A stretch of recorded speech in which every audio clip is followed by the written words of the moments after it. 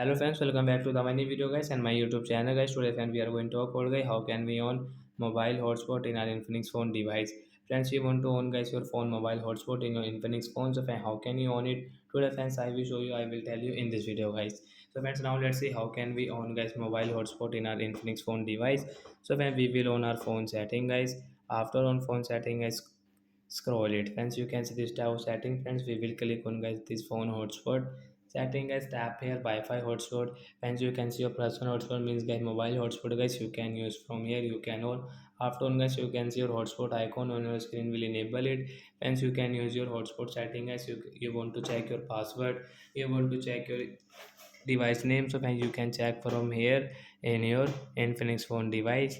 And friends, you can see guys your share hotspot. So when you want to share guys your mobile hotspot, so you can share from here. You can see a scan QR code to connect to mobile Infinix phone. So like that guys, you can see one time data limit guys, you can set according to yourself. You can off and off from here. Data limit guys 200 MB and GB guys, you can change from here guys. So like that guys, we can use guys mobile hotspot setting after on it. So that's it guys, thanks for watching the video, bye guys.